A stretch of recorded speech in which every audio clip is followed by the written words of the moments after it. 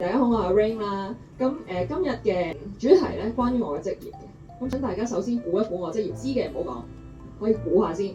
係啦，隨便講就得㗎啦。做 Miss 嘅 Miss 好，空姐仲有係咪似 Miss 係嘛？啱啦，我以前做 Miss 嘅，不過而家唔係。係啦，估多陣，我靠把口揾食嘅，都好常見嘅呢個職業，唔係啲咩好偏門嘅嘢嚟嘅。近係啦，仲有咧？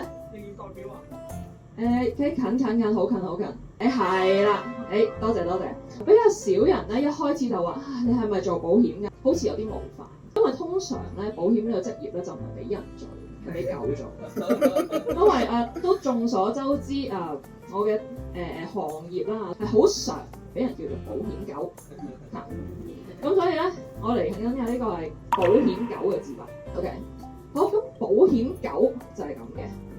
當我同啲朋友講話我冇教書啦，轉咗行做保險，佢哋咧會露出一個可憐嘅眼神，不屑嘅語氣啦，跟住然後就好做唔做走去做保險，佢爭在冇講呢句啫，佢唔會喺我面前講嘅，係啦，咁佢就點解會做保險嘅？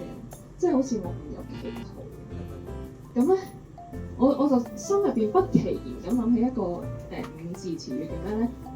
狗眼唔係人眼看狗低，因為佢係人啊嘛，我係狗啊嘛。人眼看狗低，點解會人眼看狗低嘅咧？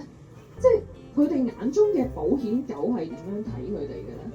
咁我就諗一諗，通常係咁嘅，都會覺得個保險狗一係就我病啦，一係就我死啦，係就我老咗冇錢使啊。咁但係唔係㗎噃，我哋通常咧係要個客，你要健健康康、有錢有氣有力先買到保險㗎嘛，係咪？咁所以個 conversation 通常都會係，喂乜生，最近咧有冇買開保險啊？咩佢就會耍一套太極，冇錢，冇揾我揾佢嘅時候，佢會覺得自己冇錢嘅，佢會話俾我聽佢冇錢嘅。但係唔係喎，我係要覺得佢有錢佢先買到個保險，佢健康佢先買到個保險。如果唔係，其實佢買唔到㗎嘛。咁所以當一隻保險狗追住你嘅時候，大家重新轉念，佢係覺得你有錢，覺得你健康，或者覺得你靚仔先至會追住你。如果唔係咧，即係如果你想追住佢，佢走咧，通常係咩？